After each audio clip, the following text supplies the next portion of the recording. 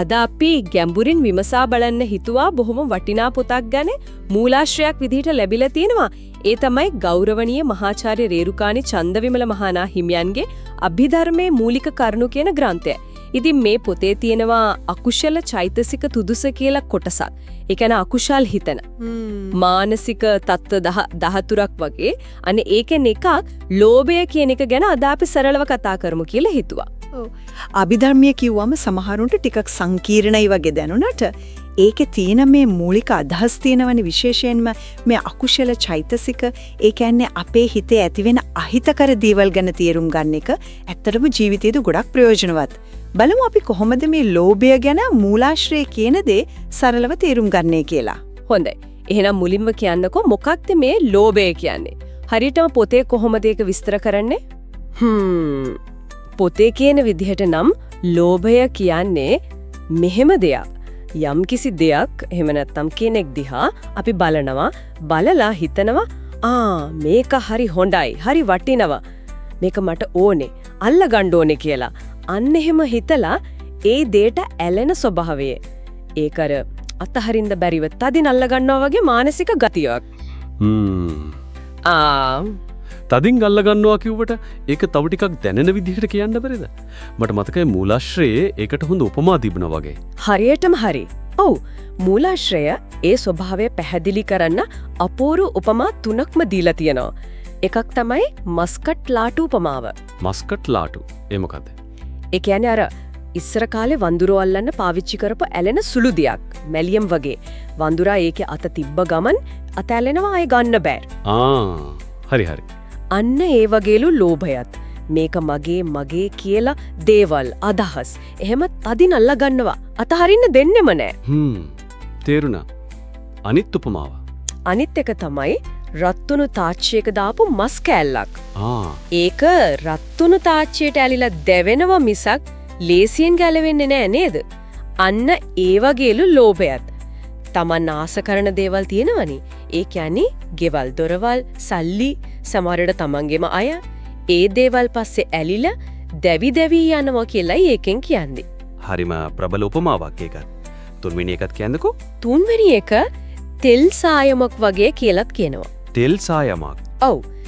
ඇඳුමක තෙල් පැල්ලමක් හදන්නම බලන්නකෝ. ඒක අයින් කරන්න ලේසි නෑනේ. ටික පැතිරිලා යනවා, එතනම රැඳෙනවා. ඔව්. ඒක ඇත්ත. අන්න ඒ වගේ ලෝභයත් හිතට ආවම ලේසියෙන් අයින් වෙන්නේ නෑ. ඒක ඇලිලා පවතිනවා, සමහරවිට පැතිරෙනවා. අර තෙල් සායම් උපමාවෙන් නම් අර අතාරින්න අමාරු ගතිය, පැතිරෙන ගතිය හොඳටම පැහැදිලි. එතකොට අපි සාමාන්‍යයෙන් කතා කරනවානේ ආසාව, ආදරය, ඕනෑකම මේ වචනේ එහෙම ඒවා ඔක්කොම මේ ලෝභයටම දයිති.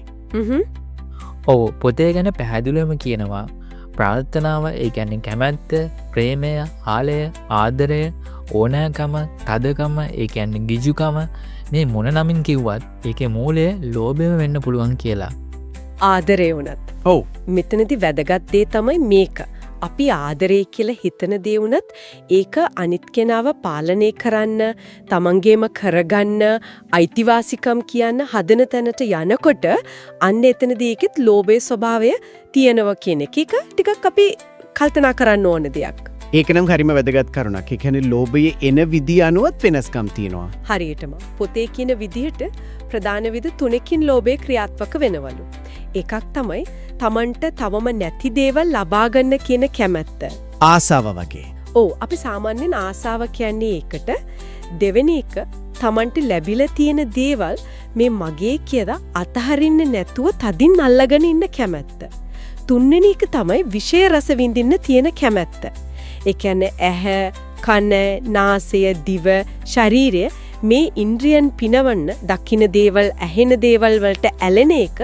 එතකොට සාරාංශයක් විදිහට ගත්තොත් පූජ්‍ය රේරුකාණි චන්දවිමල හාමුදුරුවන්ගේ අභිධර්මයේ මූලික කරුණු පොතේ මේ ලෝභය ගැන කියන දේ අනුව අපිට සරලවම තේරුම් ගන්න පුළුවන් මේ කියන්නේ දේවල් වලට, අදහස් වලට, සමහර විට මිනිස්සුන්ටත් තදින් ඇලෙන, අයිති කරගන්න හදන්න, අතහැරින්න කැමති නැති අර කිව්වා වගේ මැලියම් වගේ හිතේ ඇලෙන මානසික ස්වභාවයක් කියලා. ඇත්තමම මූලාශ්‍රය අපිට කියා දෙන ඒ කාරණේ කියන්නේ අර ඇලෙන සුළු ගතිය, අතහරින්න අමාරු ගතිය ඒක හරිම වැදගත්.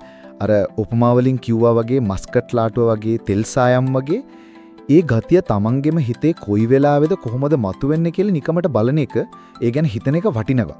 සමහර වෙලාවට අපි ආදරය කියලා හොඳ දෙයක් කියලා හිතාගෙන ඉන්න දේ අතුලෙත් මේ කියන ලෝභයේ හරිම සියුම් ස්වභාවයක් සැඟවිලා තියෙන පුළුවන් නේද?